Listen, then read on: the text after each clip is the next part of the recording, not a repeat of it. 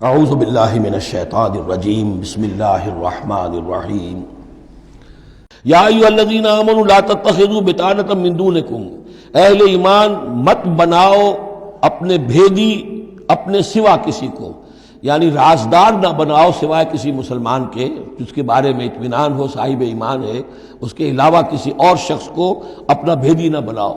چونکہ یہ مدینے میں رہتے تھے بہت عرصے سے، ان کی دوستیاں تھیں یہودیوں کی، اور ادھر جو ہے یہ اوس اور خزرج کے لوگوں کی، وہ دوستیاں ہیں، پس منظر ہیں، پرانے تعلقات ہیں، روابط ہیں، اس کی وجہ سے وہ بسا اوقات جو راز کی باتیں ہوتی تھی وہ بھی بیچارے سادہ لوح مسلمان اپنی نیکی کے اندر سادگی میں وہ بھی ان کو بتا دیتے تھے۔ لا تتخذوا بطانۃ من دونکم لا یالونکم خبالا، وہ تمہارے لیے کسی خرابی میں کوئی کسر نہیں چھوڑتے۔ ودوا ما عنتم، انہیں پسند ہے وہ چیز جو تمہیں تکلیف میں ڈالے، مشقت میں ڈالے۔ قد بدت البغضاء من افواہہم، ان کی جو دشمنی ہے تم سے وہ ان کے منہوں سے بھی ظاہر ہو چکی ہے، ان کا کلام ایسا ہوتا ہے، آتش برساتے ہیں زبان سے۔ وما تخفی صدورہم اکبر، اور جو کچھ زبان سے ظاہر ہوتا ہے وہ تو پھر بھی کم ہے، ان کے دلوں کے اندر جو آگ بھڑک رہی ہے دشمنی کی اور حسد کی وہ اس سے کہیں بڑھ کر ہے۔ قد بینا لکم الآیات ان کنتم تعقلون، ہم نے تمہارے لیے اپنی آیات کو واضح کر دیا ہے اگر تم عقل سے کام لو، یعنی باز آ جاؤ، اپنے اس طرز عمل کو دیکھو۔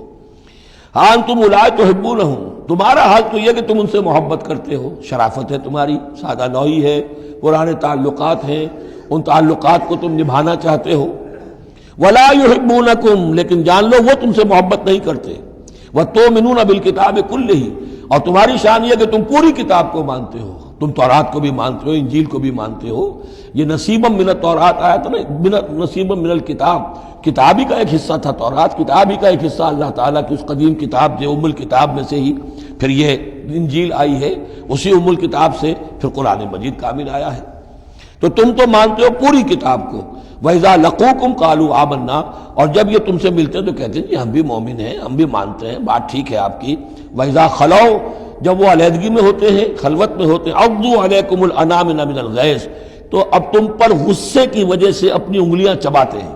عَضَّ يَعُضُّ، انگلیاں کاٹنا، غصے کہ اب کچھ پیش نہیں جا رہی اور اسلام کا جو ہے معاملہ اور آگے سے آگے بڑھتا جا رہا ہے، لیکن یہ کہ اس کے غصے میں پیچ و تاب کھاتے ہیں، اپنی انگلیاں چباتے ہیں۔ قل موتوا بغیظکم، ان سے کہو کہ مرو اپنے اس غصے میں، غم میں، اپنے جذبات میں۔ ان اللہ علیم بذات الصدور، یقیناً اللہ تعالیٰ جو کچھ سینوں کے اندر مضمر ہے اس سے بھی واقف ہے۔ ان تمسسکم حسنۃ تسؤہم، اگر تمہیں اے مسلمانوں کوئی بھلائی پہنچ جائے، کوئی خیر ہو جائے، تمہیں کہیں فتح نصیب ہو جائے، انہیں بری لگتی ہے۔ وَإِن تُصِبْكُمْ سَیِّئَةٌ یفرحوا بِہَا، اور اگر تمہیں کوئی تکلیف پہنچے، کہیں کوئی زخم پہنچ جائے، کوئی عارضی طور پر شکست کہیں ہو جائے، جیسے احد میں ہو گئی تھی، تو بڑے خوش ہوتے ہیں، شادیانے بجاتے ہیں۔ وَإِن تَصْبِرُوا وَتَتَّقُوا، لیکن یہ کہ اگر تم صبر کرتے رہو اور تقویٰ کی روش اختیار کرو، لَا يَضُرُّكُمْ كَيْدُهُمْ شَيْئًا، ان کی یہ ساری چالیں تمہیں کوئی مستقل نقصان نہیں پہنچا سکیں گی۔